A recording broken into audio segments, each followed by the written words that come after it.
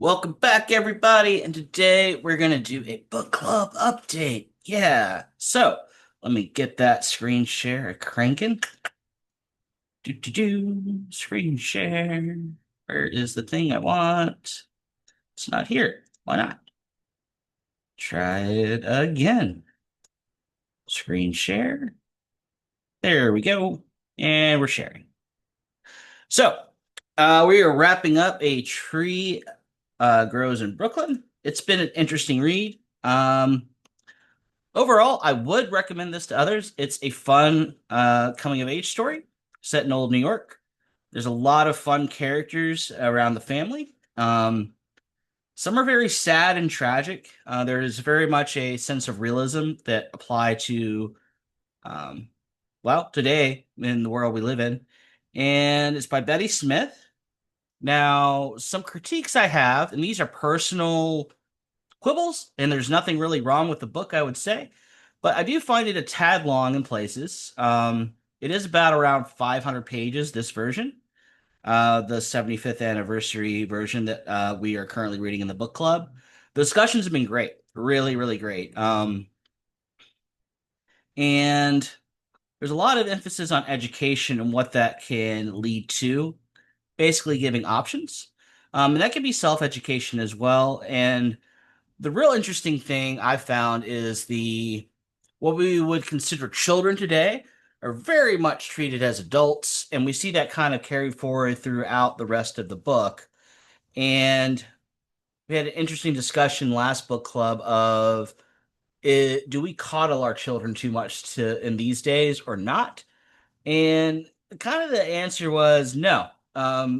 Because back then they kind of had to because of the environment they were in, just to support the household. And we see a lot more mothers in the workforce today just to support I don't know, what's the nuclear family? Two and a half children? The two and a half children and two adults versus the children joining the workforce like they did back then, along with all the domestic works that have to go on with maintaining a house. So that has been very interesting. We will be wrapping this up next week, and then we will be starting da da da da Sir Gawain and the Green Knight Pearl and Sir Orfeo. Um, we have J.R. Tolkien and Christopher Tolkien as contributing authors to this, and this should be a very much interesting read. As let me get my notes so I know what I'm talking about. There we go, notes. Um, it's it's written in verse, which is poetry. It doesn't mean it's rhyming poetry either. It can mean that when somebody says something is written in verse. So it's presented through J.R. Tolkien's deep love of the language and stories, with Christopher Tolkien shaping and assembling his father's work for readers. Across the trio, you get a very different flavors of medieval imagination, uh, pretty much an Arthurian test of honor under supernatural pressure, an intimate dream vision steeped in grief and theological wonder, and a romance that blends courtly loyalty with eerie, otherworldly things going on. Um, Tolkien's approach highlights how these poems work on the level of sound and structure, not just plot, making it feel like a little less like old literature and more like, well, living verbal art. When you read them together, the poems circle a shared set of human questions: what integrity costs when nobody is watching, how loss reshapes the soul, and what it means to keep faith. Whether that's, I don't know, in a vow, in love, or in a larger order of things. The collection also gives you Tolkien's clarity as a guide to Middle English without sanding down its strangeness, because Old Middle English can be a bit cumbersome at times. You can sense the muscular alliteration, the formal patterns, and sudden flashes of the uncanny. The result is a set of stories that feel simultaneously courtly and wild, bright tapestries with dark woods behind them, essentially. Um, and then what we're going to read after that, because this is only a couple hundred pages, we're going to be reading, well, Daybook, The Journal of an Artist by Anne Truitt.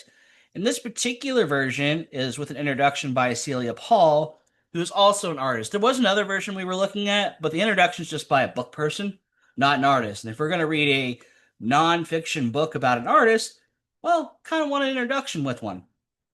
Um, And as I mentioned, this will be our first, well, I didn't mention it is nonfiction, which is the first book club's nonfiction. It's a set of journal entries kept over several years as he tries to live two lives at once. The practical, demanding life of work, children, friends, and errands, and the inward, exacting life of making abstract sculptures and thinking in color and form, moving between present day pressures and vivid recollections, childhood on Maryland's eastern shore. Her path into art and the people who shaped her, Truitt uses the diary as we to understand what fuels and blocks her studio practice. Rather than a step by step how to nonfiction, it reads like a clear window into artist's mind, the discipline of returning to the work, the sting of criticism, the need of solitude, and the daily negotiations required to, well, protect creative attention. The tone is candid, exact, and quietly bracing, interested in the craft of living as much as the craft of art. So even if you don't care about sculpture, it still lands as a book about staying true to your inner work in amid ordinary life. Now, we stop the screen share here. Now, when I read nonfiction, and it's very rarely I do, this is the kind of nonfiction I would prefer to read because there is a story element inside the nonfiction. It is not boring and drab if it's done in that way. For my taste. Now, others prefer the how-to structure, the historical evidence without any kind of story surrounding the nonfiction work, and that's all well and good. Just as my personal tastes go, not for me. But this one definitely up my alley, so I'm interested, and it's not something I would normally pick up, and that's the beautiful part of a book club. You get things to read that you normally wouldn't, and then you get a greater appreciation for reading as a whole. We'll be starting that. We'll be starting the Sir Gawain, I think on Friday, no, Thursday next week. Reading that for a few weeks before switching over to the art book. So if you'd like to come along for our reading journey, the book club Patreon link is down below, as well as our public Discord, and I'll have links for all three of these books down in the description below. Now, our next video, as you've been noticing, I've been doing a lot of short videos lately.